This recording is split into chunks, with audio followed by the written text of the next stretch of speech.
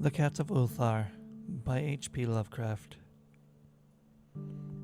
It is said that in Ulthar, which lies beyond the river Sky, no man may kill a cat, and this I can verily believe as I gaze upon him who sitteth purring before the fire.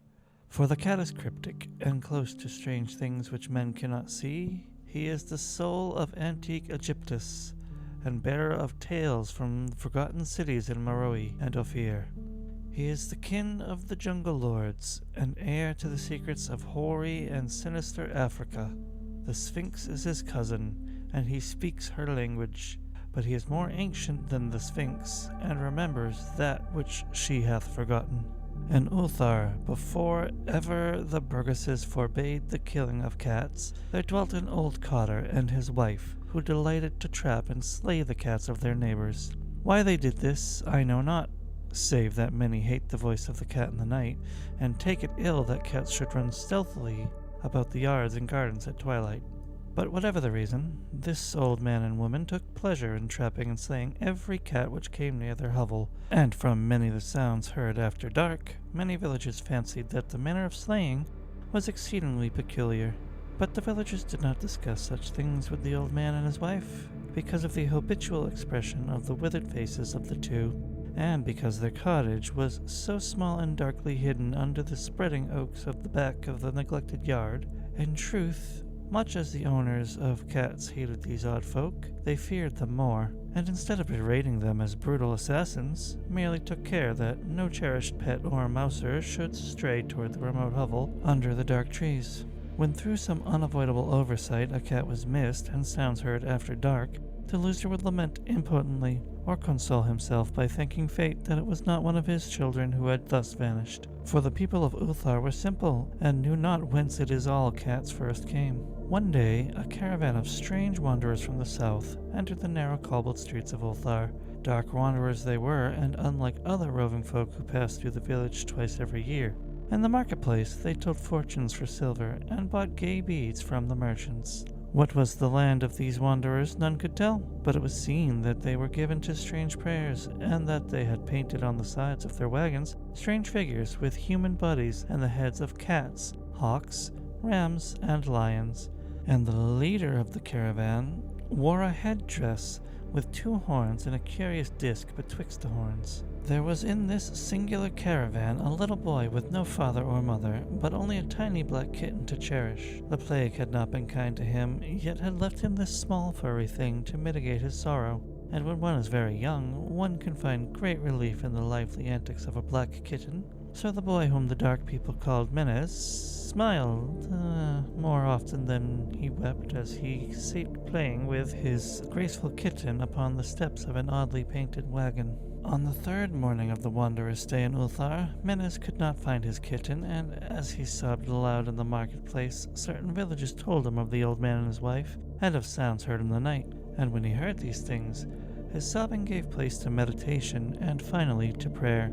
He stretched out his arms toward the sun and prayed in a tongue no villager could understand, though indeed the villagers did not try very hard to understand, since their attention was mostly taken up by the sky, and the odd shapes of clouds were assuming.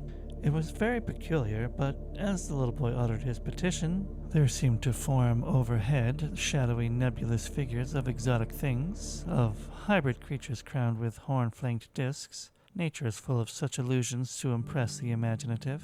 That night the wanderers left Ulthar, and were never seen again. And the households were troubled when they noticed that in all the village there was not a cat to be found. From each hearth the familiar cat had vanished. Cats large and small, black, grey, striped, yellow, and white. Old Kranen, the burgomaster, swore that the dark folk had taken the cats away in revenge for the killing of Mena's kitten, and cursed the caravan and the little boy. But Neith, the lean notary, declared that the old cotter and his wife were more likely persons to suspect, for their hatred of cats was notorious and increasingly bold. Still, no one durst complain to the sinister couple, even when little Atal, the innkeeper's son, vowed that he had at twilight seen all the cats of Ulthar in that accursed yard under the trees, pacing very slowly and solemnly in a circle around the cottage, two abreast, as if in performance of some unheard-of rite of beasts. The villagers did not know how much to believe from so small a boy, and though they feared that the evil pair had charmed the cats to their death, they preferred not to chide the old cotter till they met him outside his dark and repellent yard. So Ulthar went to sleep in vain anger, and when the people awakened at dawn, behold, every cat was back at his accustomed hearth, large and small, black, gray, striped, yellow, and white. None was missing. Very sleek and fat did the cats appear, and sonorous with purring content. The citizens talked with one another of the affair, and marveled not a little. Old Crannan again insisted that it was the dark folk who had taken them, since cats did not return alive from the cottage of the ancient man and his wife, but all agreed on one thing, that the refusal of all the cats to eat their portions of meat or drink their saucers of milk was exceedingly curious. And for 2 whole days the sleek, lazy cats of Ulthar would touch no food, but only dozed by the fire or in the sun. It was fully a week before the villagers noticed that no lights were appearing at dusk in the old windows of the cottage under the trees. Then the lean Neath remarked that no one had seen the old man or his wife since the night the cats were away. In another week, the burgomaster decided to overcome his fears and call at the strangely silent dwelling as a matter of duty, though in doing so he was careful to take with him Shang the blacksmith and Thul the cutter of stone as witnesses. And when they had broken down the frail door, they found only this: 2 cleanly picked human skeletons on the earthen floor, and a number of singular beetles crawling in the shadowy corners. There was subsequently much talk among the burgesses of Ulthar. Zath, the coroner, disputed at length with Neath, the lean notary, and Crannan and Shang and Thul were overwhelmed with questions. Even little Atal, the innkeeper's son, was closely questioned and given a sweet meat as reward. They talked of the old cotter and his wife, of the caravan of dark wanderers, of small Menez and his black kitten, the prayer of Menez, and of the sky during that prayer, of the doings of the cats on the night the caravan left, and of what was later found in the cottage under the dark trees in the repellent yard. And in the end, the burgesses passed that remarkable law which is told by traders in Hatheg and discussed by travelers in Near, namely, that in Ulthar no man may ever kill a cat. Hi, my name is Summerstar, and today I have 3 poems I will be reading for you, all of them by Edgar Allan Poe.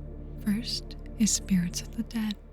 Thy soul shall find itself alone, mid dark thoughts of the grey tombstone, not one of all the crowd to pry into thine hour of secrecy.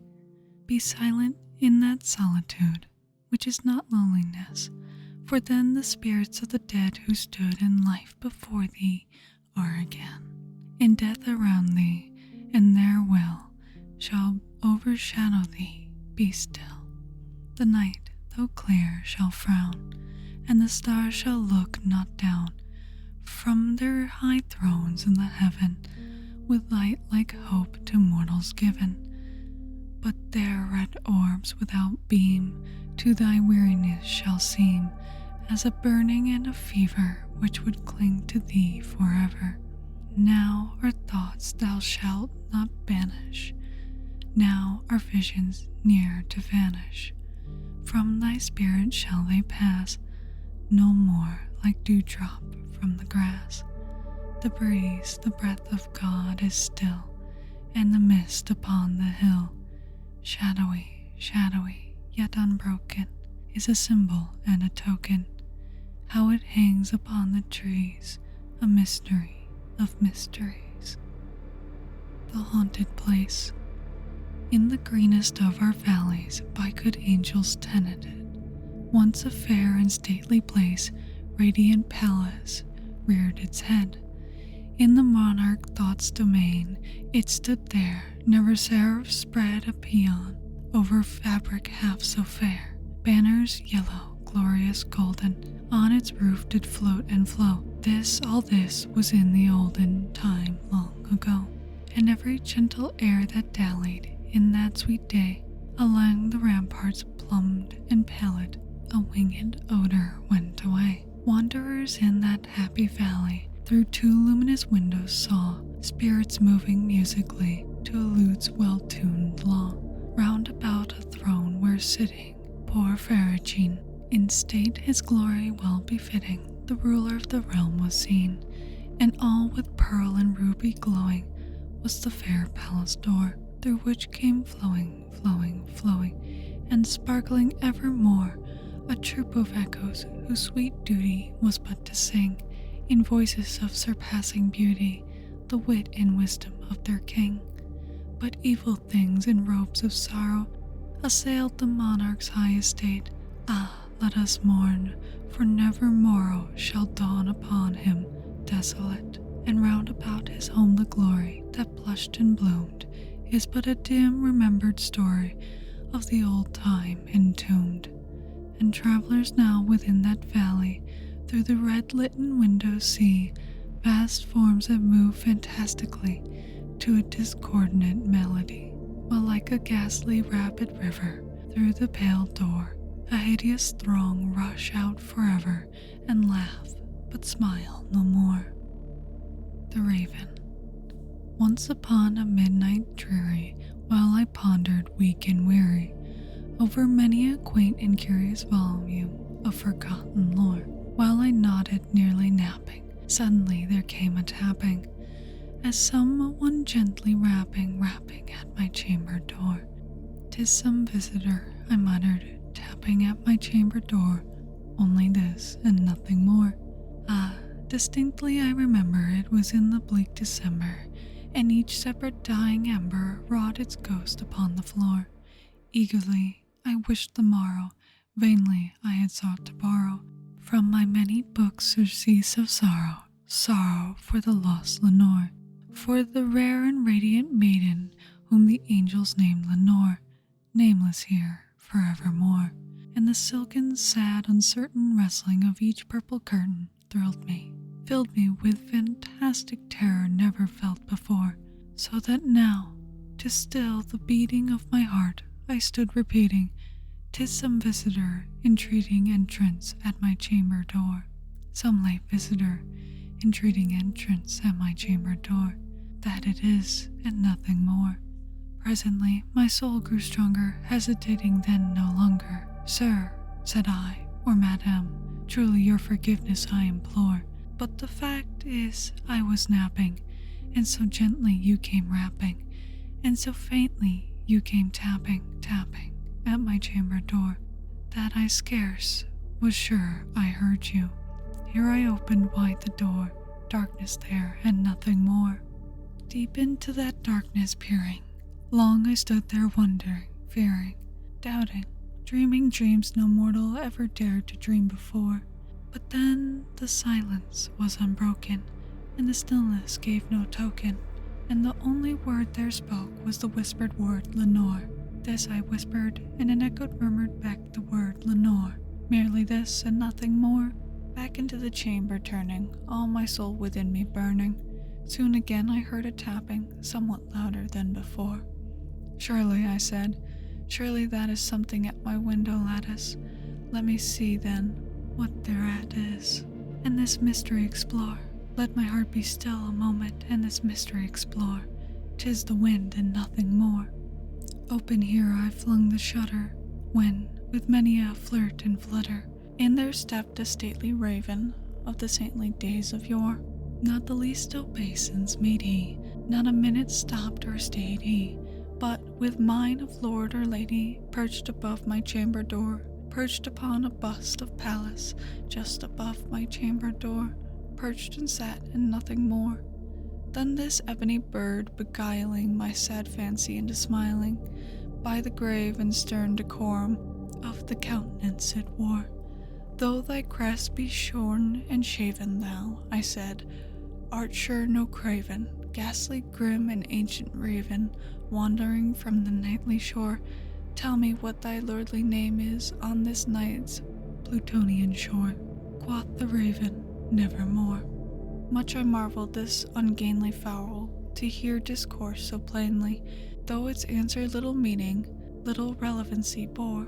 For we cannot help agreeing that no living human being ever yet was blessed with seeing bird above his chamber door. bird or beast upon the sculpted bust above his chamber door, with such a name as Nevermore. But the raven sitting lonely on the placid bust spoke only that one word, as if his soul in that one word he did outpour.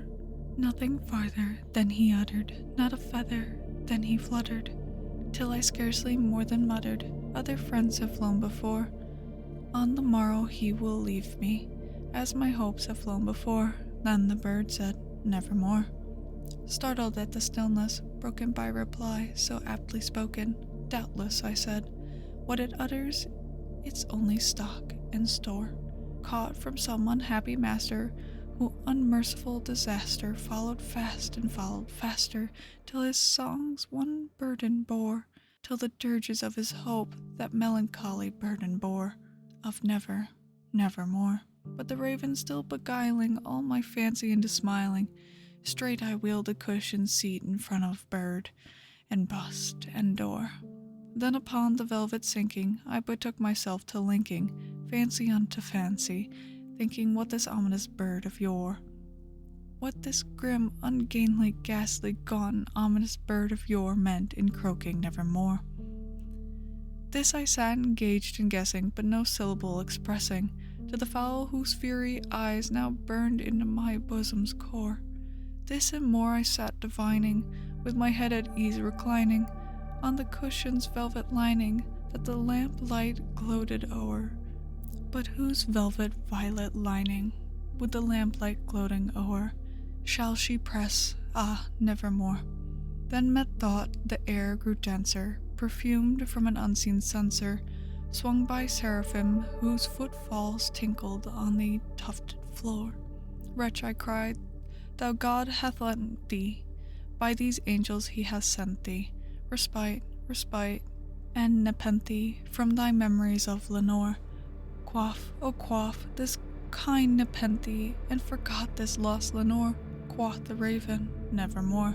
Prophet, said I, thing of evil, prophet still, if bird or devil, whether tempter sent, or whether tempest tossed thee here ashore, desolate yet all undaunted, on this desert land enchanted, on this home by horror haunted, tell me truly, I implore, is there a balm in Gilead? Tell me, I implore. Quoth the raven, Nevermore. Prophet, said I, thing of evil, prophet still, if bird or devil, by that heaven that bends above us, by that God we both adore, tell this soul with sorrow laden, if, within the distant Aidenn, it shall clasp a sainted maiden, whom the angels named Lenore, clasp a rare and radiant maiden, whom the angels named Lenore. Quoth the raven, Nevermore. Be that word or sign of parting, bird or fiend, I shrieked, upstarting, get thee back into the tempest and the night's Plutonian shore. Leave no black plume as a token of that lie thou soul hath spoken. Leave my loneliness unbroken. Quit the bust above my door. Take thy beak from out my heart, and take thy form from off my door. Quoth the raven, Nevermore. And the raven, never fitting, still is sitting, on the pallid bust of Pallas, just above my chamber door, and his eyes have all the seeming of a demon's that is dreaming, and the lamplight o'er him, streaming, throws his shadow on the floor, and my soul from out the shadow that lies floating on the floor shall be lifted nevermore. Reanimator by H.P. Lovecraft. Chapter 1. From the Dark. Of Herbert West, who was my friend in college and in afterlife, I can only speak with extreme terror. This terror is not due altogether to the sinister manner of his recent disappearance, but was engendered by the whole nature of his life's work, and first gained its acute form more than 17 years ago, when we were in the third year of our course at Miskatonic University Medical School in Arkham. While he was with me, the wonder and diabolism of his experiments fascinated me utterly, and I was his closest companion. And now that he is gone, and the spell is broken, the actual fear is greater. memories and possibilities are ever more hideous than realities. The first horrible incident of our acquaintance was the greatest shock I ever experienced. It was only with reluctance that I repeat it. As I have said, it happened when we were in the medical school, where West had already made himself notorious through his wild theories on the nature of death and the possibility of overcoming it artificially. His views, which were wildly ridiculed by the faculty and his fellow students, hinged on the essential mechanistic nature of life, and concerned means for operating the organic machinery of mankind by calculated chemical action after the failure of natural processes. In his experiments with various animating solutions, he had killed and treated immense numbers of rabbits, guinea pigs, cats, dogs, and monkeys, until he had become the prime nuisance of the college. Several times he had actually obtained signs of life in animals supposedly dead. In many cases, violent signs. But he soon saw the perfection of this process, if indeed possible, would necessarily involve a lifetime of research. It likewise became clear that since the same solution never worked alike on different organic species, he would require human subjects for further and more specialized progress.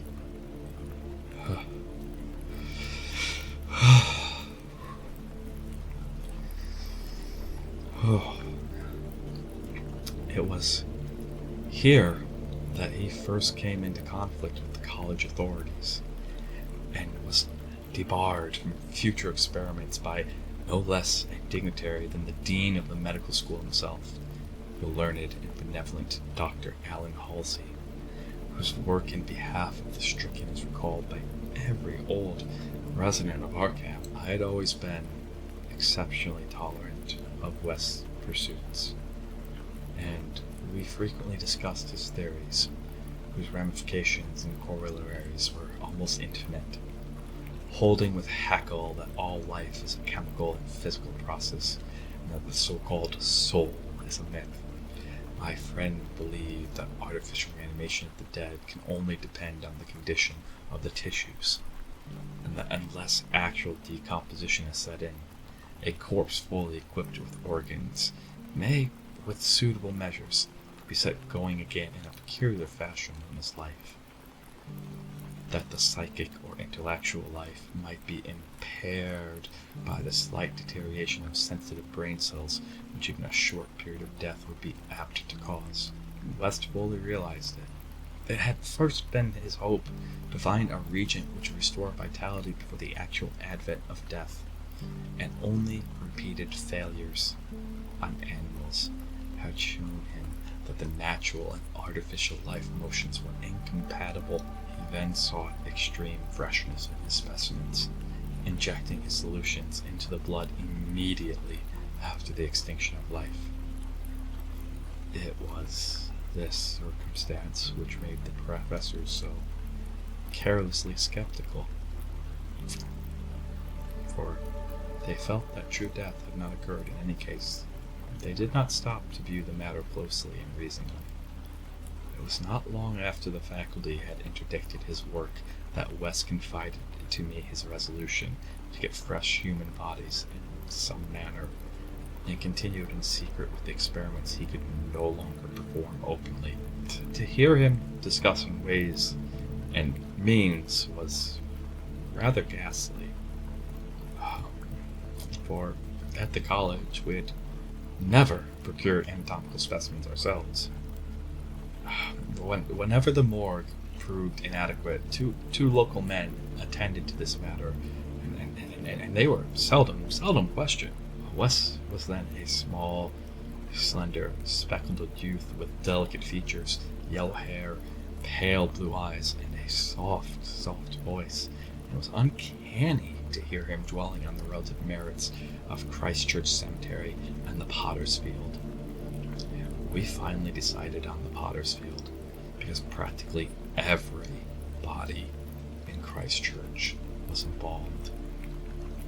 A thing, of course, ruinous to West's researches. I was by this time his active and enthralled assistant, helping him make all his decisions, not only concerned with the source of bodies, but concerning a suitable place for our loathsome work.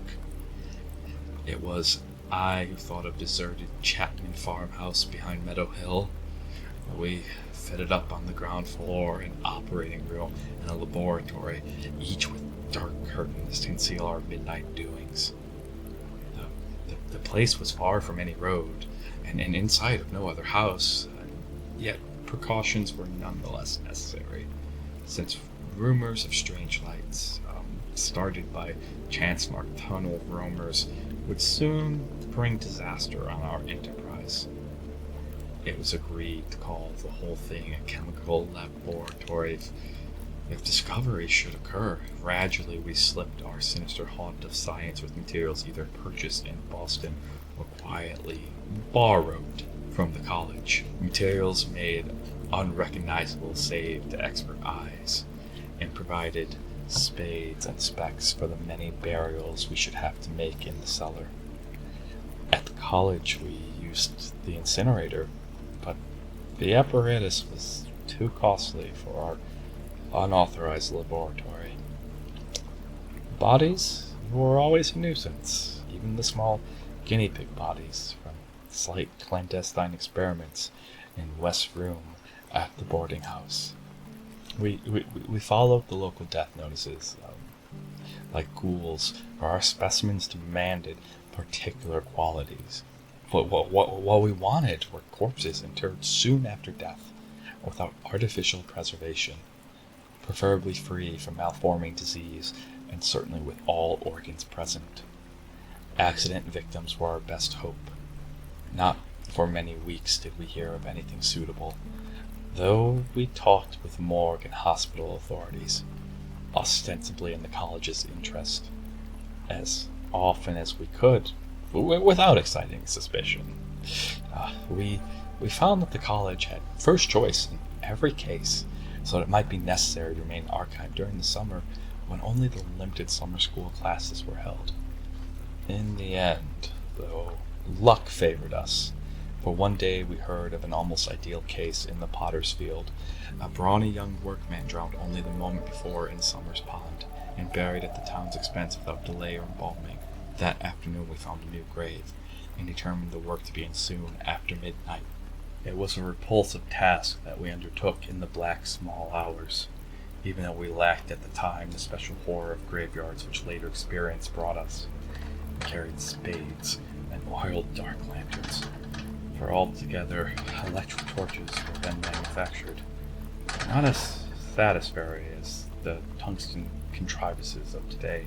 The process of unearthing was slow and sordid. It might have been gruesomely poetical if it had been artists instead of scientists. And, well, we were glad when our spade struck wood.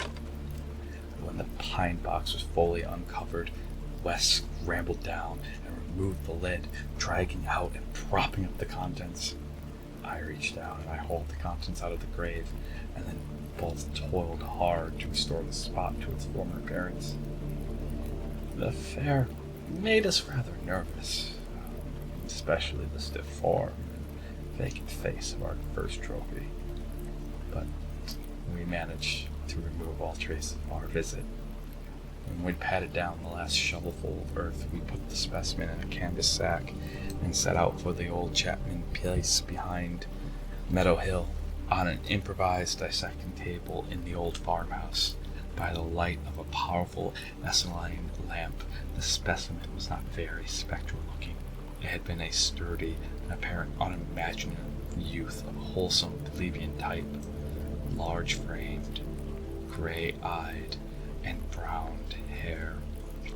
A sound animal, without psychological subtleties, and probably had the vital processes of the simplest health sort.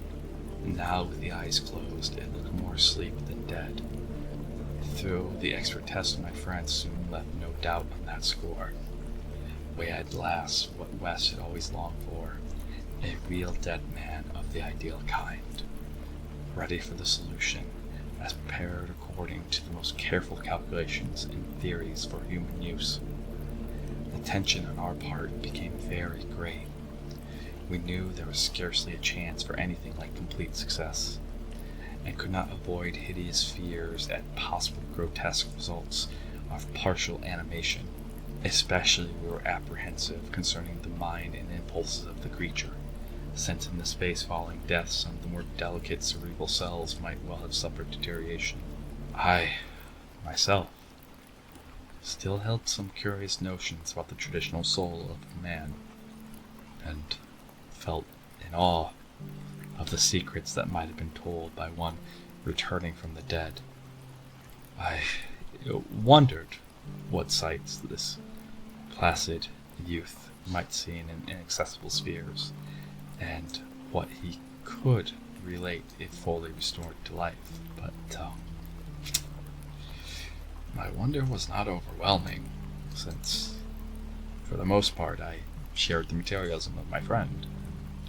He was calmer than I, as he forced a large quantity of his fluid into a vein on the body's arm, immediately binding the insertion securely. The waiting was gruesome. But West never faltered. Every now and then he applied his stethoscope to a specimen and bore the negative results philosophically. After about 3/4 of an hour without the least sign of life, he disappointingly pronounced the solution inadequate, but determined to make the most of his opportunity and try one change in the formula before disposing of his ghastly prize. We had that afternoon dug a grave in the cellar, and would have to fill it by dawn. We fixed a lock on the house. We wished to shun even the remotest risk of foolish discovery. Besides, the body would not even be approximately fresh the next night, so taking the solitary acetylene lamp into the adjacent laboratory, we left our silent guest on the slab in the dark, and bent every energy into the mixing of a new solution. The weighing and measuring supervised by West with an almost fanatical care. The awful event was very sudden and wholly unexpected. I was pouring something from one test tube to another, and West was busy with the alcohol blast lamp which had the answer for Bunsen burner in his gasless edifice. When, from the pitch black room we had left, there burst the most appalling and demonic succession of cries that either of us had ever heard. Not more unutterable could have been the chaos of hellish sound if the pit itself had opened to release the agony of the damned. For one inconceivable cacophony was centered all the supernal terror and unnatural despair of animate nature. Human it could not have been. It is not in man to make such sounds, and without a thought of our late employment or its possible discovery, both West and I leaped to the nearest window like stricken animals, overturning tubes, lamps, and retorts, and vaulted madly into the staring abyss of the rural night. I think we screamed ourselves as we stumbled frantically toward the town, though as we reached the outskirts we put on a semblance of restraint, just enough to seem like belated revelers staggering home from a debauchery of some kind. We did not separate, but managed to get to West's room, where we whispered with the gas up until dawn. By then we had calmed ourselves a little with rational theories and plans for investigation, so that we could sleep through the day, classes being disregarded. But that evening, 2 items in the paper, wholly unrelated, made it again impossible for us to sleep. The old deserted Chapman house inexplicably burned into an amorphous heap of ashes that we could understand because of the upset lamp. Also, an attempt had been made to disturb a new grave in the potter's field, as if by futile and spadeless clawing at the earth. That we could not understand, for we had patted down the mold very carefully. And for 17 years after that, West would look frequently over his shoulder and complain of fancied footsteps behind him. Now he has disappeared. Chapter 2. The Plague Demon. I shall never forget that hideous summer 16 years ago, when like a noxious fright from the halls of Eblis typhoid stalked leeringly through Arkheim. It is by that satanic scourge that the most recall the year, for truly terror brooded with bat wings over the piles of coffins in the tombs of Christchurch Cemetery. Yet for me there's a greater horror in that time, a horror known to me alone, now that Herbert West has disappeared. West and I were doing postgraduate work in summer classes at the medical school of Miskatonic University, and my friend had attained a wide notoriety because of experiments leading towards the revocation of the dead. After the scientific slaughter of uncounted small animals, the freakish work had ostensibly stopped by order of our skeptical dean, Dr. Alan Halsey, though West had continued to perform certain secret tests in his dingy boarding house room, and had one terrible and unforgettable occasion taken a human body from its grave in the potter's field to a deserted farmhouse beyond Meadow Hill. I was with him on that odious occasion, and saw him inject into the still veins the elixir which he thought would to some extent restore life's chemical and physical processes. It had ended horribly in a delirium of fear, which we gradually came to attribute to our own overwrought nerves, and West had never afterward been able to shake off a maddening sensation of being haunted and hunted. The body had not quite been fresh enough. It is obvious now. To restore normal mental attributes, a body must be very fresh indeed. And the burning of the old house had prevented us from burying the thing. It would have been better if we could have known it was underground. Much, much better. After that experience, West had dropped his researches for some time, but as the zeal of the born scientist slowly returned, he again became important with the college faculty pleading for the use of the dissecting room and of fresh human specimens for the work he regarded as so overwhelmingly important. His pleas, however, were wholly in vain. The decision of Dr. Halsey was inflexible, and the other professors all endorsed the verdict of their leader, and the radical theory of reanimation. They saw nothing. Nothing but the immature vagaries of a youthful enthusiast whose slight form, yellow hair, spectacled blue eyes, and soft voice gave no hint of the supernormal, almost diabolical power of the cold brain within. I can see him now at West as he was then, and I shiver. He grew sterner of face, but never elderly. I now Sefton Asylum has had the mishap, and West has vanished.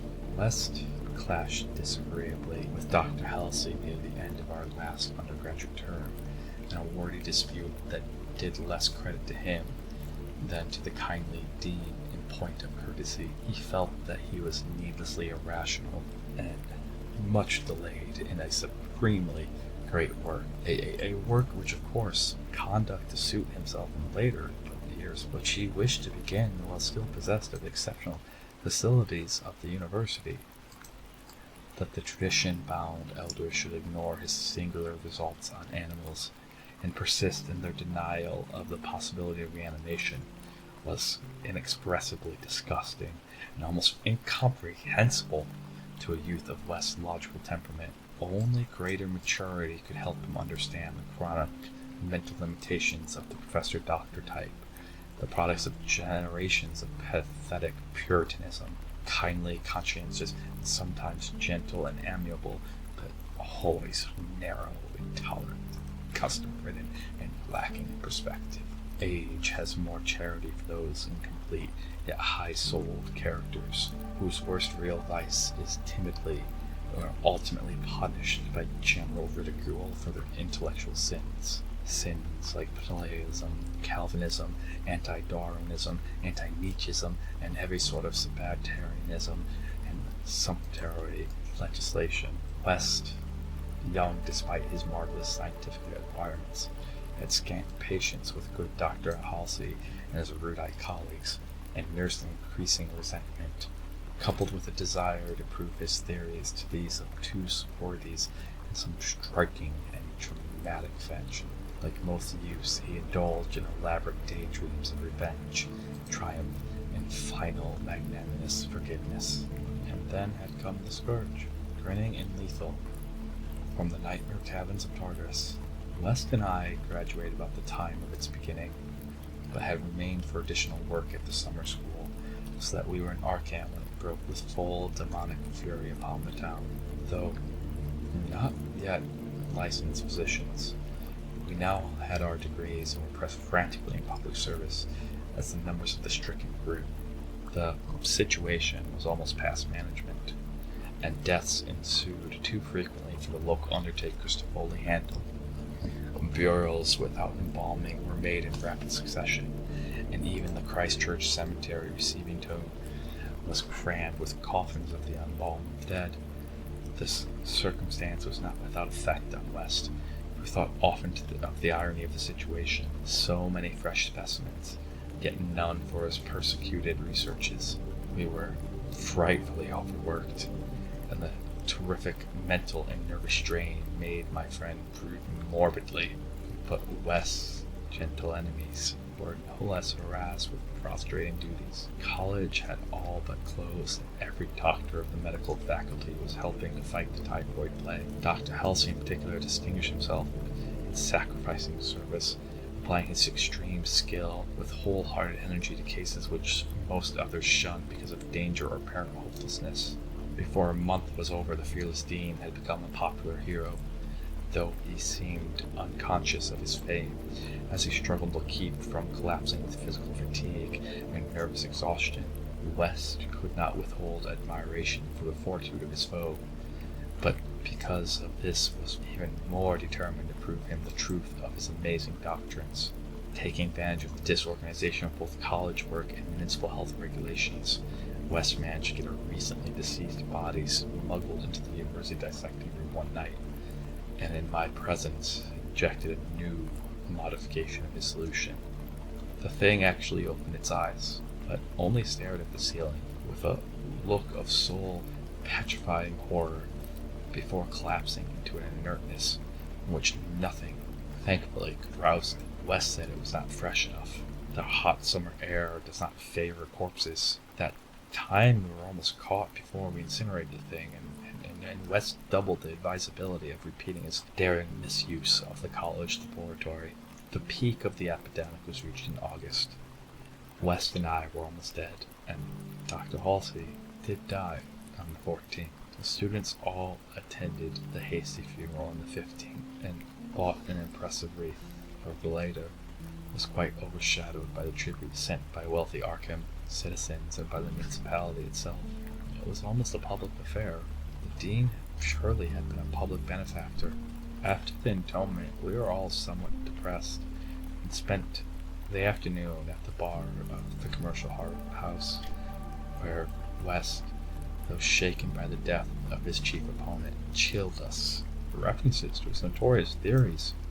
Most of the students went home or to various duties as the evening advanced, but West persuaded me to aid him in making a night of it. West's landlady saw us arrive at his room about 2 a.m, with a third man between us, and told her husband that we had all evidently dined and wined rather well.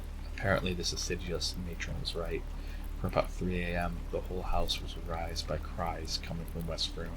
where when they broke down the door, they found the two of us unconscious on the blood-stained carpet, beaten, scratched, and mauled, with the broken remains of West bottles and instruments around us. Only an open window told us what became of our assailant, and many wondered how he himself had fared after the terrific leap from the second story to the log which he must have made.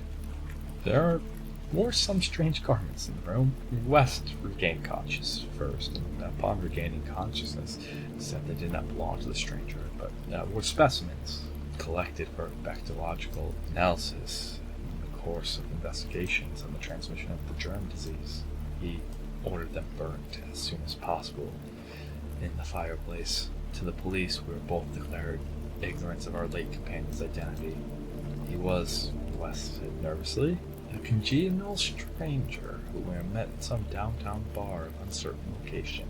We had all been rather jovial, and West and I did not wish to have our pugnacious companion hunted down. That same night, beginning of the second arc in horror, the horror that had to me eclipsed the plague itself. Christchurch Cemetery was the scene of a terrible killing.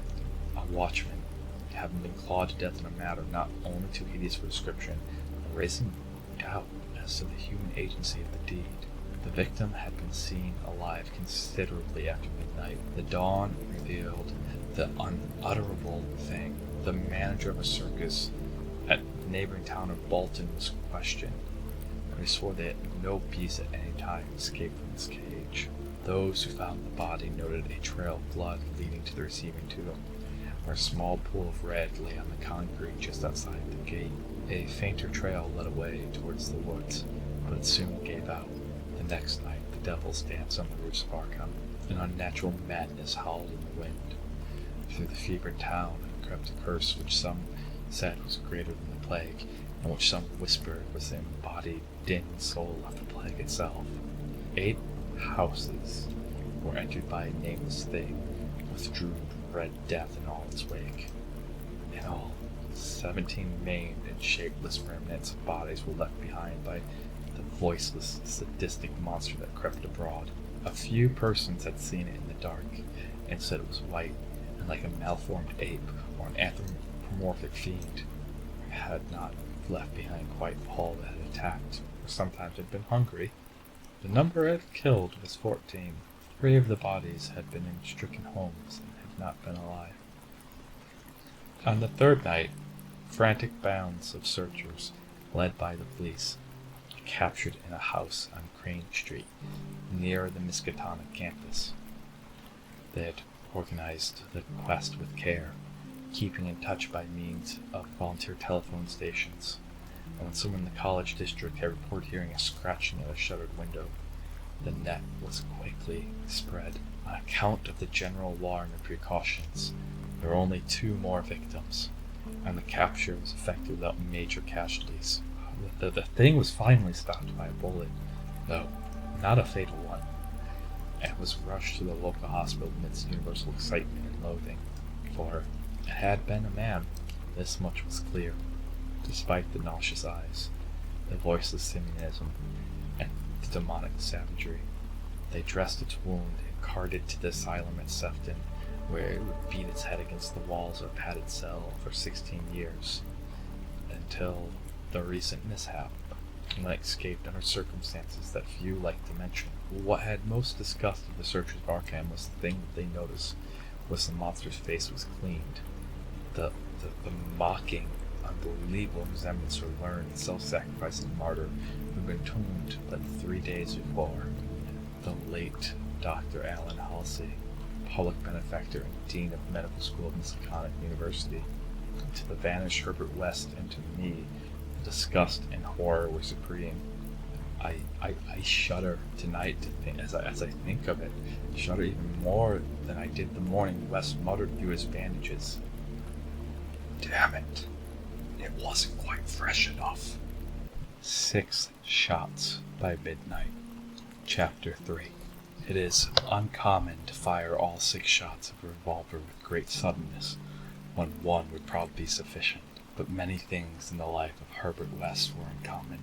It is, for instance, not often that a young physician leaving college is obliged to conceal the principles which guided his selection of a home and office. Yet, that was the case with Herbert West. When he and I obtained our degrees at the medical schools in Miskatonic University and sought to relieve our poverty by setting up as general practitioners, we took great care not to say that we chose our house because it was fairly well isolated and as near as possible to the potter's field. Reticence such as this is seldom without a cause, nor indeed was ours, for our requirements were those resulting from a life work distinctly unpopular. Outwardly, we were doctors only, but beneath the surface were aims of far greater and more terrible moments. For the essence of Herbert West's existence was a quest amid black and forbidden realms of the unknown, in which he hoped to uncover the secret of life and restore to perpetual animation the graveyard's cold clay. Such a quest demands strange materials, among them fresh human bodies, and in order to keep supplied with these indispensable things, one must live quietly and not far from a place of formal interment. West and I had met in college, and I had been the only one to sympathize with his hideous experiments. Gradually, I had come to be his inseparable assistant, and now we were out of college, we had to keep it together. It was not easy to find a good opening for two doctors in company, but finally the influence of the university secured us a practice in Bolton, a factory town near Arkham, the seat of the college. The Bolton Worst Mills are the largest in the Miskatonic Valley, and their polyglot employees are never popular as patient with local physicians. We chose our house with the greatest care, seizing at last on a rather run-down college near the end of Pond Street, 5 numbers from the closest neighbor, and separated from the local potter's field by only a stretch of meadow land, bisected by a narrow neck of the rather dense forest which lies to the north. The distance was greater than we wished, but we could get no nearer our house without going on to the other side of the field, wholly out of the factory district. We were not much displeased, however, since there were no people between us and our sinister source of supplies. The walk was a trifle long, but we could haul our silent specimens undisturbed.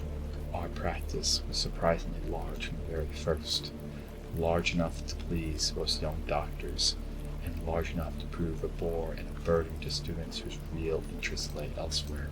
The mill hands were of somewhat turbulent inclinations, and besides their many natural needs, their frequent clashes and stabbing frays gave us plenty to do. But what actually absorbed our minds was the secret laboratory we had fitted in the cellar. The laboratory with the long table under the electric lights, where in the small hours of the morning we often injected West's various solutions in the veins of the things we dragged from the potter's field. West was experimenting madly to find something which start man's vital motions anew, after which they'd stop by the thing we called death, but had encountered the most ghastly obstacles. The solution had to be differently compounded for different types. What would serve for guinea pigs would not serve for human beings, and different human specimens required large modifications. The bodies had to be exceedingly fresh, or the slight decomposition of brain tissue would render perfect reanimation impossible. Indeed, the greatest problem was to get them fresh enough. West had horrible experiences during his college researches with corpses of doubtful vintage. The results of impartial animation were much more hideous than the total failures, and we both held fearsome recollections of such things. Ever since our first demonic session at the deserted farmhouse on Meadow Hill in Arkham, we had felt a brooding menace.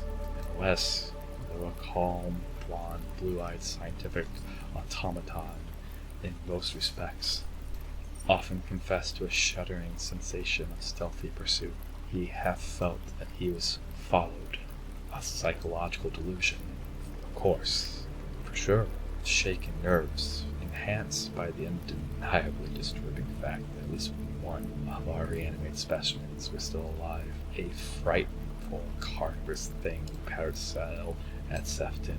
Then there was another, our first, whose exact fate we had never learned. We had fair luck with the specimens in Bolton, much better than in Arkham. We had not been settled a week before we got an accident victim on the very night of burial, and we made it open its eyes with an amazingly rational expression before the solution failed. It had almost lost an arm. If it had been a perfect body, we might have succeeded better.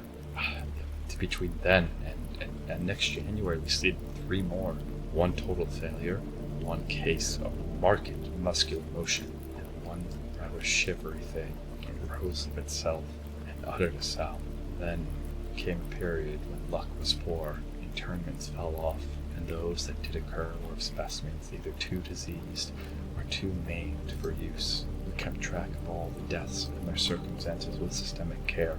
One March night, however, we unexpectedly obtained a specimen which had not come from the Potter's Field. In Bolton, the prevailing spirit of Puritanism had outlawed the sport of boxing, with the usual result.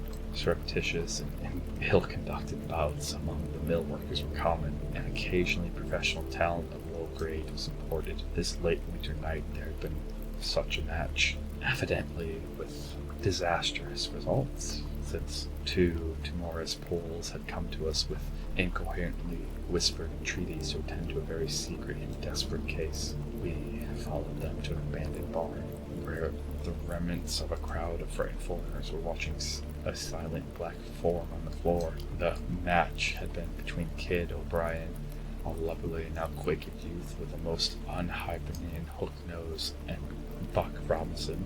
The Harlem Smoke. Men had been knocked out, and a moment's examination showed us that he would permanently remain so. He was a loathsome, gorilla-like man with abnormally long arms, which I could not help calling forelegs, and a face that conjured up thoughts of unspeakable Congo secrets and tom-tom poundings under an eerie moon. The body must have looked even worse in life, but the world holds many ugly things. Fear was upon the whole pitiful crowd, for they did not know what the law would exact of them if the affair were not hushed up, and they were grateful when West, in spite of my involuntary shudders, offered to get rid of the thing quietly for a purpose I knew too well. There was bright moonlight over the snowless landscape, but we dressed the thing and carried it home between us through the deserted streets and meadows, as we had carried a similar thing one horrible night in Arkham. We approached the house from the field in the rear, took the specimen in the back door, and down the cellar stairs, and prepared it for the usual experiment. Our fear of the police was absurdly great, though we had timed our trip to avoid the solitary patrolman of that section. The result was warily anticlimactic. Ghastly as our prize appeared, it was wholly unresponsive every solution we injected into its bruised arm. Solutions prepared from experience with unassailed specimens only. So, as the hour grew dangerously close and near to the dawn, we did as we had done with the others, dragged the thing across the meadows to the neck of the woods near the Potter's Field, and bury it. There, in the best sort of grave the frozen ground would furnish. The grave was not very deep, but fully as good as that of a previous specimen. The thing which had risen of itself and uttered a sound.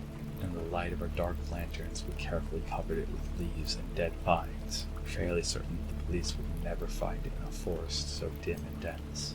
The next day, I was increasingly apprehensive about the police, for a patient brought rumors of a suspected fight and death. West had still another source of worry, for he had been called in the afternoon to a case which ended very threateningly. An Italian woman had been hysterical over her missing child, a lad of 5 who had strayed off early in the morning and failed to appear for dinner, and developed symptoms highly alarming in view of an always weak heart.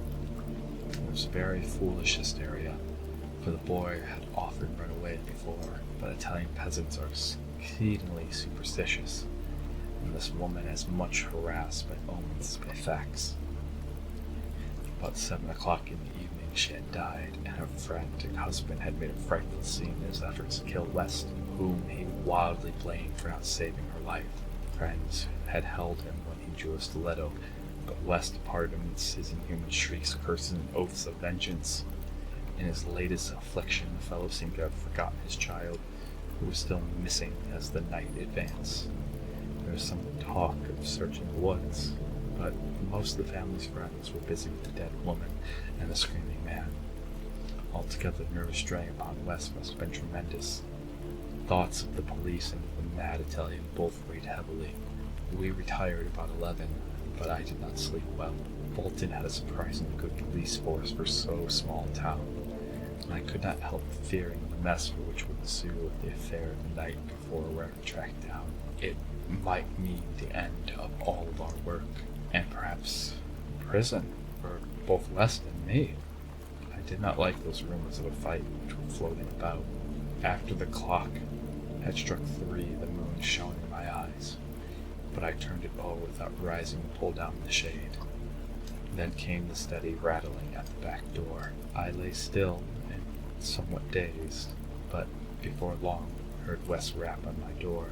He was clad in a dressing gown and slippers, and had in his hands a revolver and an electric flashlight. From the revolver, I knew that he was thinking more of the crazed Italian than of the police. "We'd better both go," he whispered. "It wouldn't do not to answer it anyway, and it may be a patient.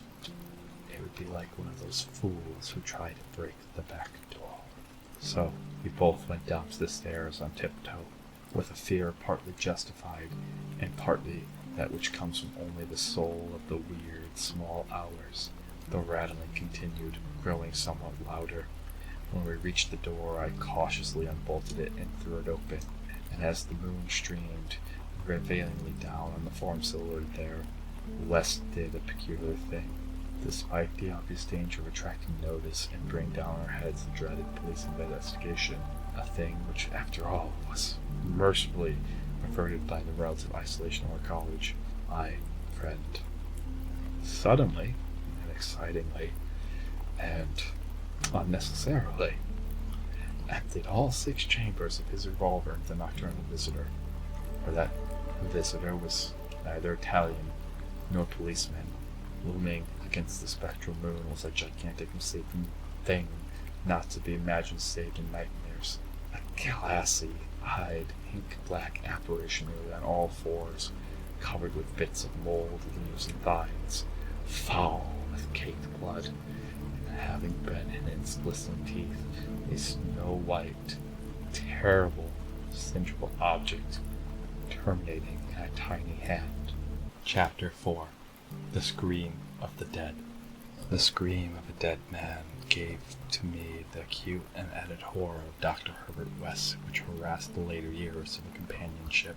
It is natural that such a thing as a dead man's scream should give horror, for it is obviously not a pleasing or ordinary occurrence. But I was used to similar experiences, hence suffered on this occasion only because of a particular circumstance, and as I have implied, it was not of the dead man himself that I became afraid. Herbert West, whose associate and assistant I was, possessed scientific interest far beyond the usual routine of a village physician. That was why, when establishing his practice in Bolton, he had chosen an isolated house near the potter's field. Briefly and brutally stated, West's sole absorbing interest was a secret study of the phenomena of life and its cessation, leading toward the reanimation of the dead through injections of an excellent solution. For this ghastly experimenting, it was necessary to have a constant supply of very fresh human bodies. Very fresh because even the least decay hopelessly damaged the brain structure. Inhuman because we found that the solution had to be compounded differently for different types of organisms. Scores of rabbits and guinea pigs had been killed and treated, but their trail was a blind one.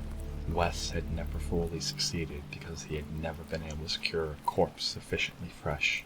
What he wanted were bodies from which vitality had only just departed, bodies with every cell intact and capable of receiving again the impulse towards the mode of motion called life. There was hope that his second and artificial life might be made perpetual by repetitions of the injection, but we had learned that ordinary natural life could not respond to the action. To establish the artificial emotion, natural life must be extinct. The specimens must be very fresh, but genuinely dead. The awesome quest had begun when West and I were students at Miskatonic University Medical School in Arkham, vividly conscious for the first time of the thoroughly mechanical nature of life.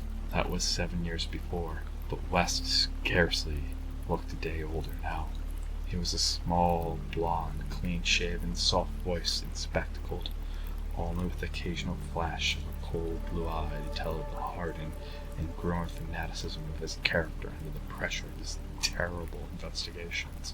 Our experiences had often been hideous and extreme, the results of defective reanimation, when lumps of graveyard clay had been galvanized into morbid, unnatural, and brainless motion by various modifications of the vital solution. One thing had uttered a nerve-shattering scream, another had risen violently, beating us both to unconsciousness, and run amok in a shocking way before it could be placed behind the silent bars.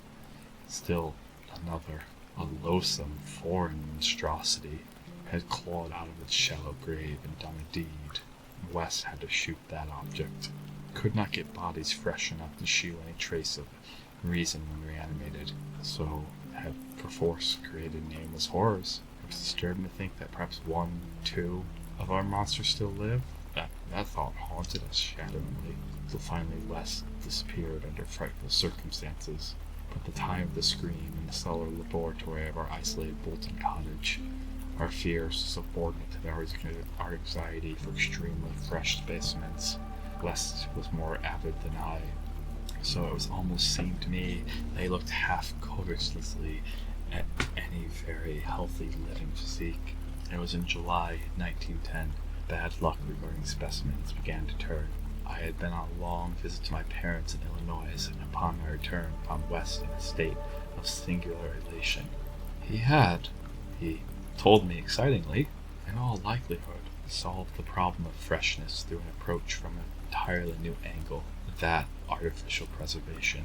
I had known that he was working on a new and highly unusual embalming compound, and was not surprised that it had turned out well, but until he explained the details I was rather puzzled as to how such a compound could help in our work, since the objectionable staleness of the specimens was largely due to the delay occurring before we secured them. This, I now saw, West had clearly recognized, creating his embalming compound for future rather than immediate use, and trusting to fate to supply again some very recent and unburied corpse, as it had years before when we obtained the foreigner killed in the Bolton prize fight. At last fate had been kind, so that on this occasion there lay in the secret cell laboratory a corpse whose decay could not be any possibility have begun. What would happen on reanimation, and what we could hope for a revival of mind and reason, West did not venture to predict. The experiment would be a landmark in our studies, and he had saved the new body for my return, so that both might share the spectacle in a custom fashioned. West told me how he had obtained the specimen. He had been a vigorous man, a well-dressed stranger just off the train on his way to transact some business with the Bolton worsted mills. The walk through town had been long. By the time the traveler paused at our cottage to ask the way to the factories, his heart had become greatly overtaxed. He had refused the stimulant, West said, and suddenly dropped dead, just a moment later. The body, as might be expected, seemed to West a heaven-sent gift. In his brief conversations, the stranger made it clear that he was unknown in Bolton, and a search of his pockets subsequently revealed him to be one Robert Levitt of St. Louis, apparently without a family to make instant inquiries about his disappearance. If this man could not be restored to life, no one would know of our experiment. We buried our materials in a dense strip of woods between the house and the potter's field. If, on the other hand, he could be restored, our fame would be brilliant and perpetually established. So without delay, West had injected into the body's wrist the compound which would hold it fresh for us after my arrival. The matter of the presumably weak heart, which to my mind would imperil the success of our experiment, didn't appear to troubled West extensively. He hoped at last to obtain what he had never obtained before, a rekindled spark of reason, and perhaps a normal living creature. So, on the night of July 18th, Herbert West and I stood in the cellar laboratory and gazed at a white, silent figure beneath the dazzling arc light. The embalming compound had worked uncannily well, for as I stared fascinately at the certain frame, for which had lain 2 weeks without stiffening, I was moved to see West's assurances that the thing was really dead. This assurance he gave readily enough, reminding me that the reanimating solution was never used without careful tests as to life, since it could have no effect if any of the original vitality were present. As West proceeded to take preliminary steps, I was impressed by the vast intricacy of the new experiment, an intricacy so vast that he could trust no hand less delicate than his own. Forbidding me to touch the body, he first injected a drug in the wrist just beside the place his needle had punctured when injecting the embalming compound. This, he said, was to neutralize the compound and release the system to a normal relaxation, so the reanimation solution might freely work when injected. Slightly later, a change and a gentle tremor seemed to affect the dead limbs. West stuffed the pill-like object violently over the twitching face, not withdrawing it until the corpse appeared quiet and ready for our attempt at reanimation. The pale enthusiast now applied some last perfunctory test for absolute lifelessness, withdrew satisfied, and finally injected into the left arm an accurate measure amount of a vital elixir, prepared during the afternoon with a greater care than we had used since our college days when our feet were new and groping. I cannot express the wild, breathless suspense with which we waited for results on this first really fresh specimen, the first we could reasonably expect to open its lips in rational speech. Perhaps tell us what it had seen beyond the unfathomable abyss that is death. West was a materialist, believing in no soul, attributing all the work of consciousness to bodily phenomena. Consequently, he looked for no revelation of hideous secrets from gulfs and caverns beyond death's barrier. I did not wholly disagree with him theoretically, yet held vaguely instinctive remains of the primitive faith of my forefathers, so that I could not help eyeing the corpse with a certain amount of awe and terrible expectation. Besides, I could not extract from my memory that hideous, inhuman shriek we heard on the night we tried our first experiment in the deserted farmhouse at Arkham.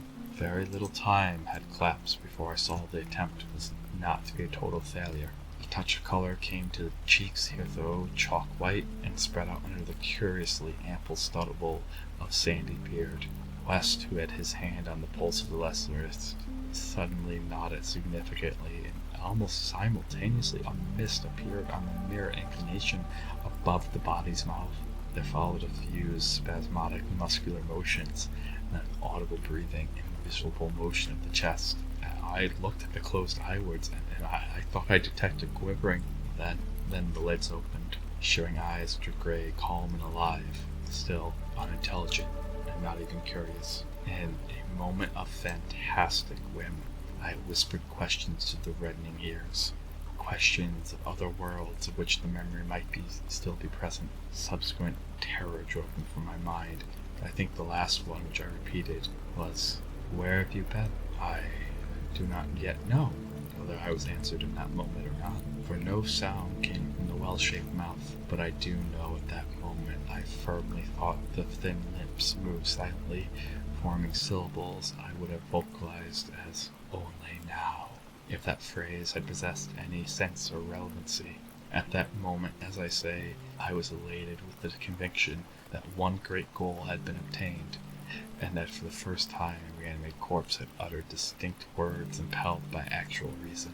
In the next moment there was no doubt about the triumph, no doubt the solution had truly accomplished, at least temporarily, its full mission of restoring rational and articulate life to the dead.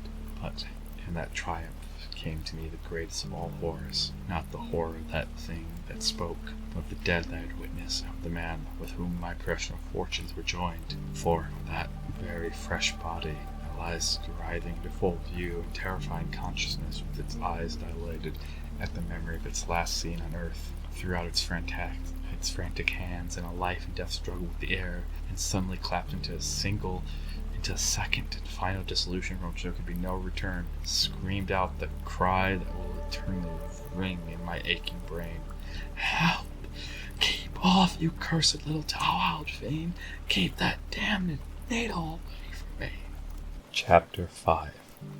The Horror from the Shadows. Many men have related hideous things, not mentioned in print, which happened on the battlefields of the Great War. Some of these things had made me faint. Others have convulsed me with devastating nausea, while still others have made me tremble and look behind me in the dark. Yet despite the worst of them, I believe I can myself relate the most hideous thing of all. The shocking, unnatural, the unbelievable horror from the shadows. In 1915, I was physician with the rank of first lieutenant in a Canadian regiment in Flanders, one of many Americans to precede the government itself into the gigantic struggle.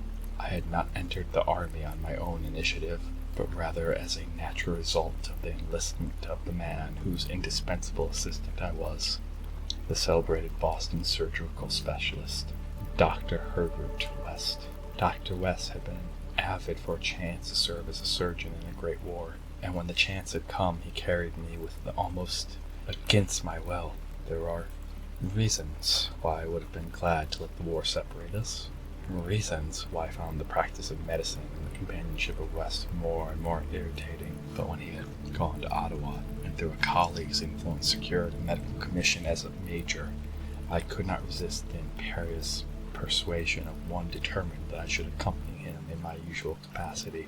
When I say that Dr. West was avid to serve in battle, I do not mean to imply that he was either naturally warlike or anxious for the safety of civilization. Always an ice-cold intellectual machine, slight, blonde, blue-eyed, and spectacled, I think he secretly sneered at my occasional material enthusiasms and censures of supine neutrality. There was, however, something he wanted in embattled Flanders. In order to secure it, he had to assume a military exterior. What he wanted was not a thing for which many persons want, but something connected to the peculiar branch of medical science which he had chosen quite clandestinely to follow, and in which he had achieved amazing, occasionally hideous results. There was, in fact, nothing more or less than an abundant supply of freshly killed men in every stage of dismemberment. Herbert West needed fresh bodies because his life work was the reanimation of the dead. This work was not known to the fashionable clientele who he had so swiftly built up his frame after his arrival in Boston. It was only known well to me, who had been his closest friend and sole assistant since the old days of Miskatonic University Medical School at Arkham. It was in those college days that he had begun his terrible experiments, first on small animals and then on human bodies. Shockingly obtained, there was a solution which he injected into the veins of dead things, and if they were fresh enough, they responded in strange ways.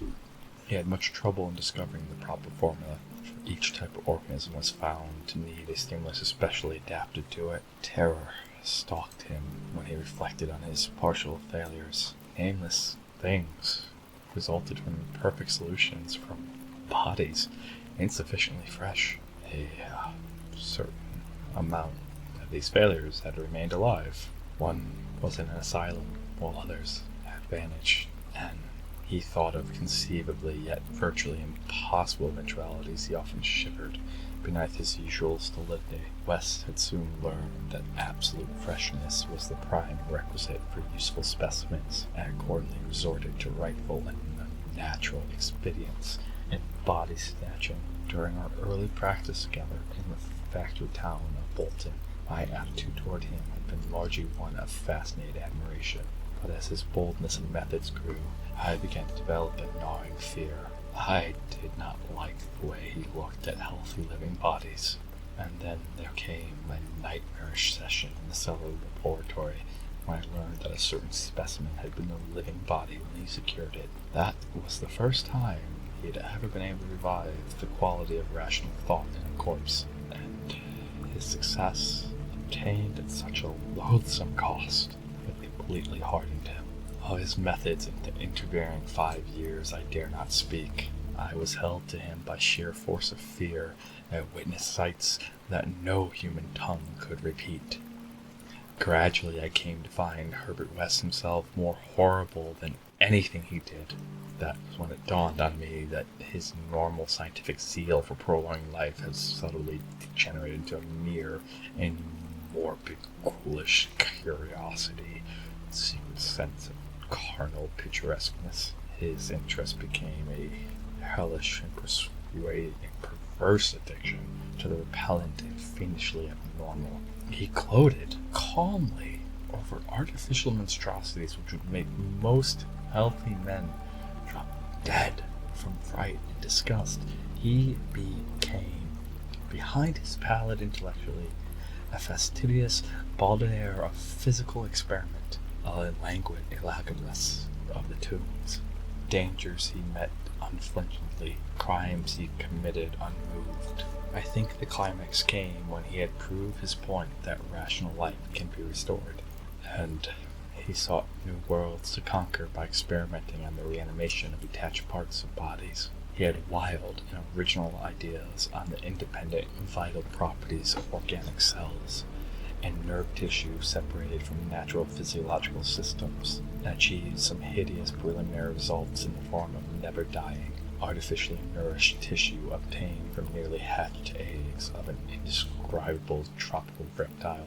2 biological points he was exceedingly anxious to settle. First, whether any amount of consciousness and rational action can be possible without the brain. Intangible relation, distinct from material cells, makes this to link the surgically separated parts of what had been previously a single living organism with his second goal.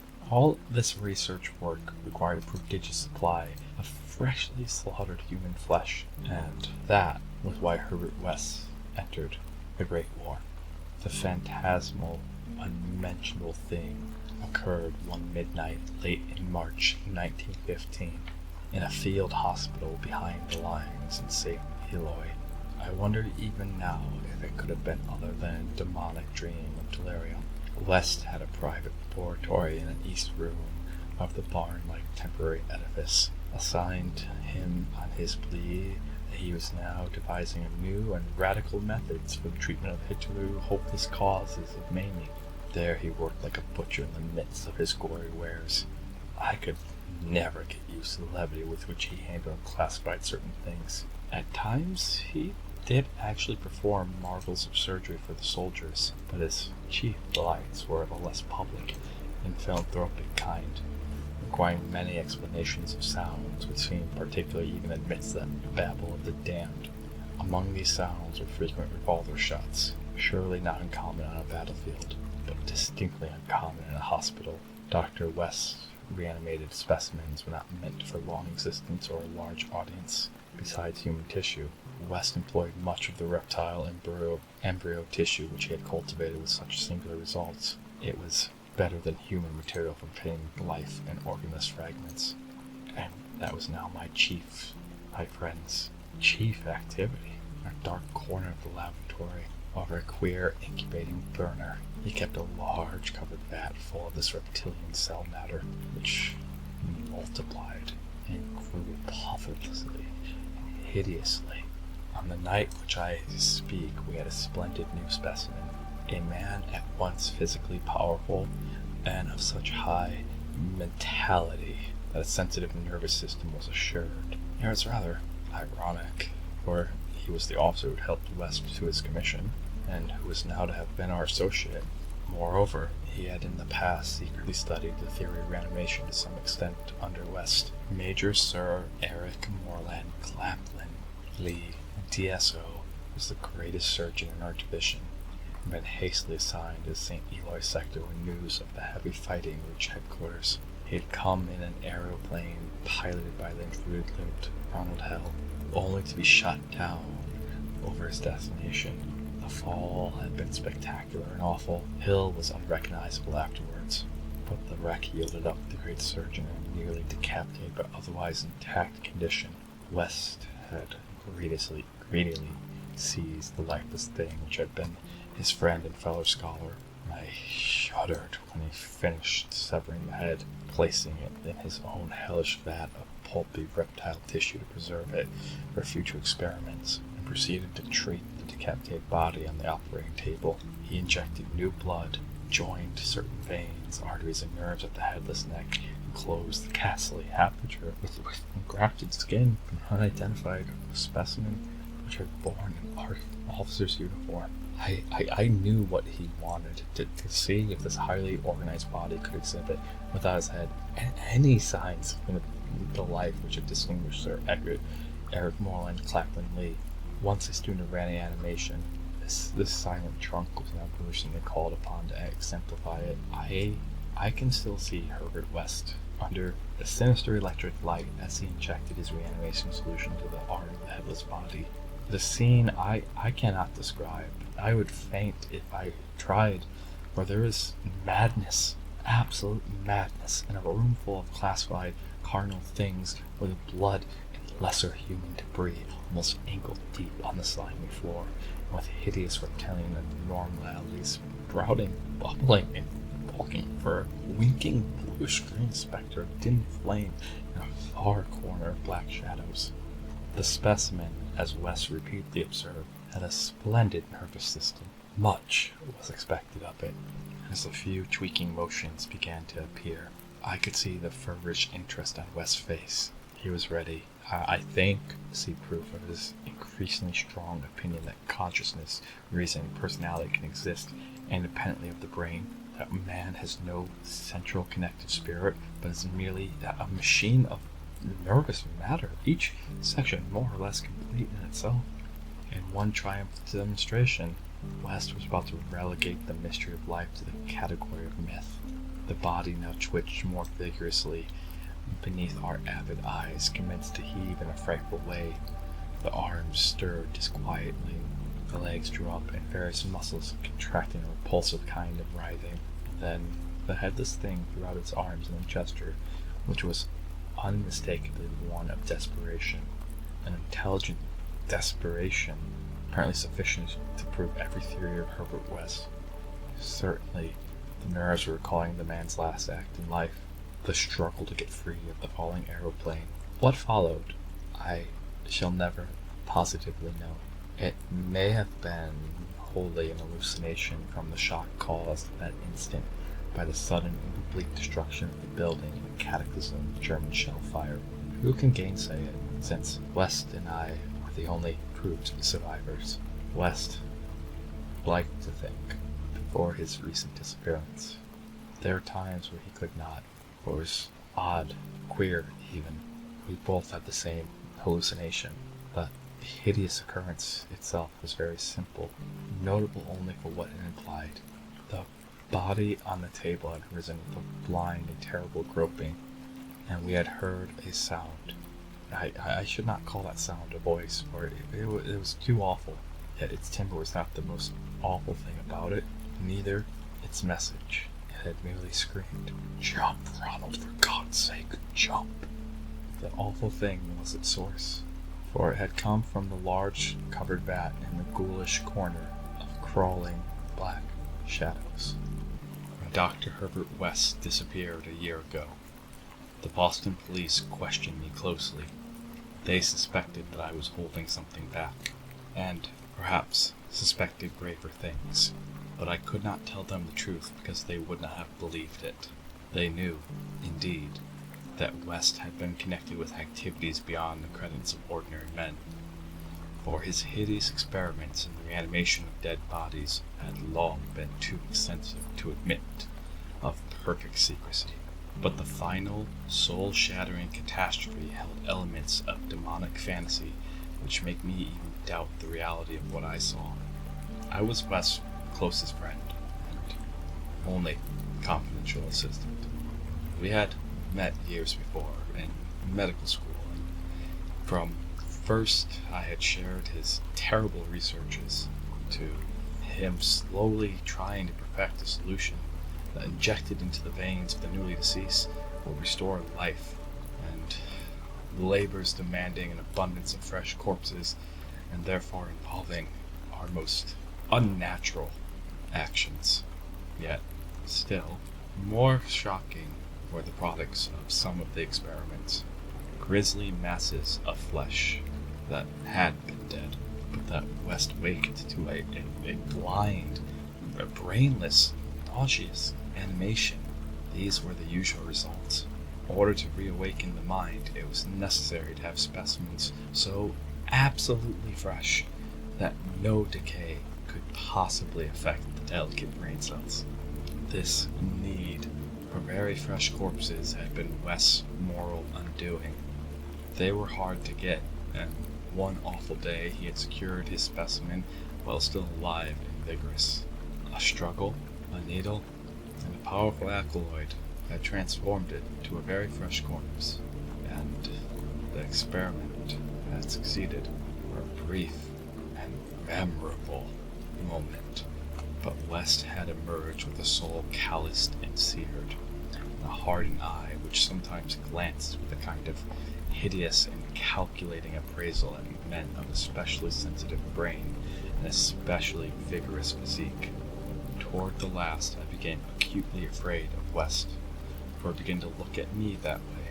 People did not seem to notice his glances, but they noticed my fear, and after his disappearance, used that as a basis for some absurd suspicions.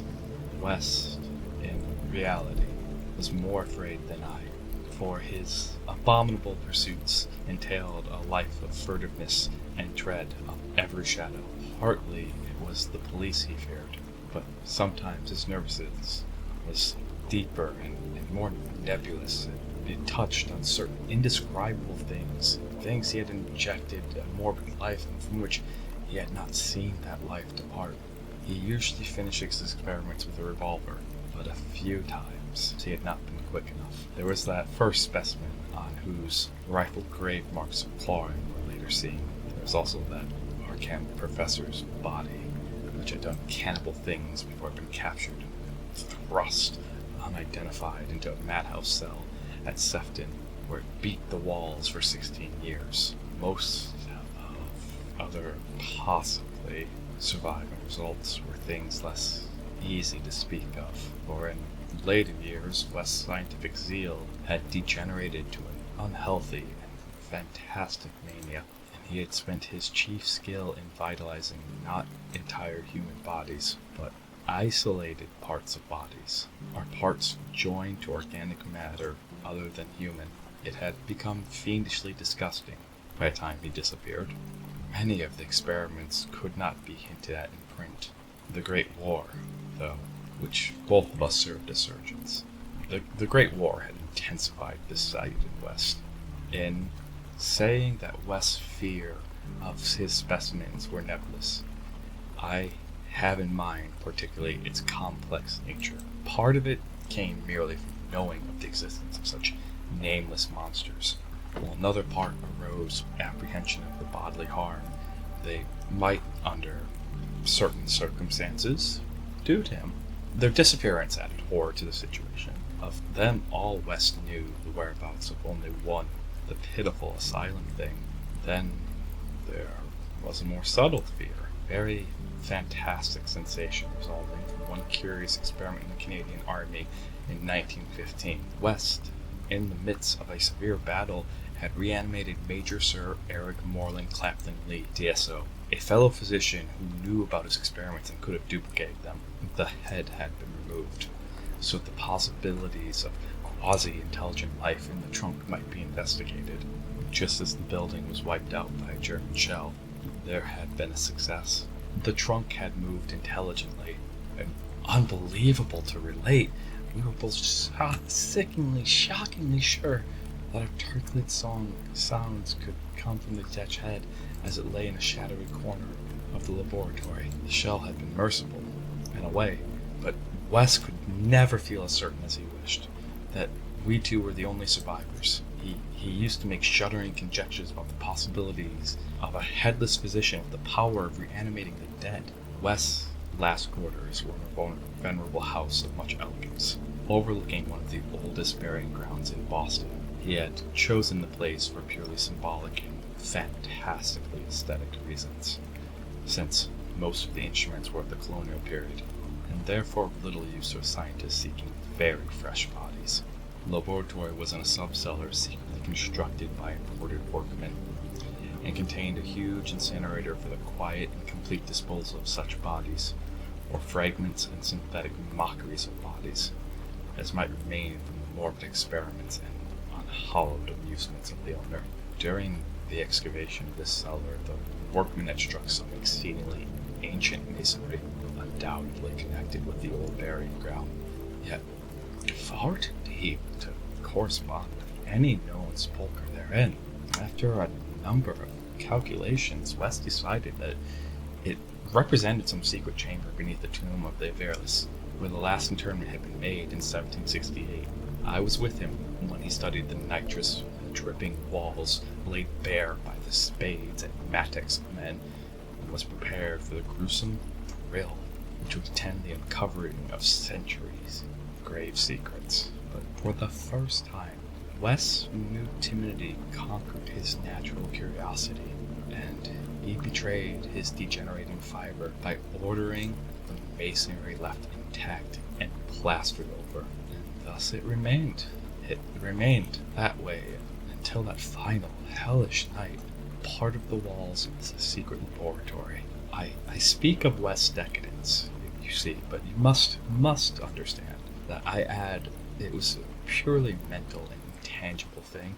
Otherwise, outwardly he was the same to the last, calm, cold, slight and yellowed hair, with spectacled blue eyes, and a general aspect of youth which years and fears seemed never to change. He seemed calm even when he thought of that clogged grave and look over his shoulder, even when he thought of that carnivorous thing that gnawed and pawed at Sefton's bars. The end of Herbert West began one evening in our joint study, when he was dividing his curious glance between the newspaper and me. A strange, queerish headline item had struck out at him from the crumpled pages, and a nameless Titan claw had seemed to reach down through the 16 years. Something fearsome and incredible had happened at Sefton Asylum 50 miles away, stunning the neighborhood and baffling the police. In the small hours of the morning, a body of silent men had entered the grounds, and their leader had aroused the attendants. He was a menacing military figure who walked without moving his lips, and his voice seemed almost ventriloquially connected with an immense black case he carried. His expressionless face was handsome, to the point of radiant beauty, but had shocked the superintendent when the light haul fell on it, for it was a wax face with eyes of painted glass. Some nameless accident had befallen this man. A larger man guided his steps, a repellent hulk whose bluish face seemed half eaten away by some unknown malady. The speaker had asked for custody of the cannibal monster committed to Arkham 16 years before, and upon being refused, gave a signal which precipitated a shocking riot. The fiends had been beaten, trampled, and bitten over every attendant who did not flee, killing for and finally succeeding in the liberation of that monster. Those victims who could recall the event without hysteria swore that the creatures had acted less like men than like unthinkable automata guided by the wax-faced leader. By the time help could be summoned, every trace of the men and of their mad charge had vanished. From the hour of reading this item until midnight, Wes sat almost paralyzed. At midnight, the doorbell rang, startling him fearfully. All the servants were asleep in the attic, so I answered the bell. As I have told the police, tell you now, there was no wagon in the street, only a group of strange-looking figures bearing a large square box, which they deposited in the hallway after one of them had grunted in a highly unnatural voice. Express. Prepay. They filed out of the house with a jerky tread. As I watched them go, I had an odd idea that they were turning towards the ancient cemetery on which the back of the house abutted. When I slammed the door after them, Wes came downstairs and looked at the box. It was about 2 feet square and bore Wes' correct name and present address. It also bore the inscription, "From Eric Moreland, Chap, Clapham Lee, St. Eloi, Flanders." 6 years before in Flanders, a shelled hospital had fallen upon the headless, reanimated trunk of Dr. Clapham Lee. Upon the detached head which perhaps had uttered articulate sounds. West was not even excited now. His condition was more ghastly. Quickly he said, "It's the finish, but let's incinerate this." He carried the thing down to the laboratory, listening. I do not remember many particulars. You can imagine my state of mind, but it is a vicious lie to say it was Herbert West's body which I put in the incinerator. We both incinerated the whole unopened wooden box, closed the door, and started the electricity. Nor did any sound come from that box. Any sound. Not at all. It was West who first noticed the falling plaster on that part of the wall where the ancient tomb masonry had been covered up. I was going to run, but he stopped me. Then I saw a small black aperture, felt a ghoulish wind of ice, and smelled the carnal bowels of a putrescent earth. There was no sound, but just then the electric lights went out, and I saw outlined against some phosphorescence of the netherworld a horde of silent tolling things which only insanity or worse could create. Their outlines were human, semi-human, fractionally human, and not human at all. The horde was grotesquely heterogeneous. They removed the stones quietly, one by one, efficiently even, but they were removing the stones, one by one, from the central wall, as it were, and then, as that breach became large enough, they came out into the laboratory in single file, led by a stalking thing with a beautiful head made of wax, a sort of mad-eyed monstrosity behind the leader-sized on Herbert West. The monstrosity seized West. He did not resist, utter a sound, and then they all sprang on him and tore him to pieces before my very eyes. The fragments were borne away into that subterranean vault of fabulous abominations. West's head was carried off by the wax-headed leader, who wore a Canadian officer's uniform. As it disappeared, I saw that the blue eyes behind the spectacles were hideously blazing with the first touch of frantic, invisible emotion. Servants found me unconscious. In the morning, West was gone. The incinerator contained only unidentifiable ashes. The detectives have questioned me, but what can I say? The Sefton tragedy they will not connect with West, not that, nor the men of the box, whose existence they deny. I told them of the vault, and they pointed to the unbroken plaster wall and laughed, so I told them no more. They imply that I am a madman or a murderer, probably a mad, but I might not be mad if those accursed tomb legions hadn't been so silent. Hey guys, hello. I really hope you enjoyed that one. That was a very fun story to perform. That was Reanimator by H.P. Lovecraft for our spooky season this year. I hope you liked it. I perform all of these live on Twitch, so you can find my links down below to Twitch, Twitter, and Discord. So if you want to know when I'm going live, that's the easiest way to figure it out. You're more than welcome to join my Discord. All of that. If you could, please give it a like, give it a subscribe. It helps more than you'd ever know. But thank you guys so much. I wish you the sweetest dreams, or the spookiest. Thank you. Thank you.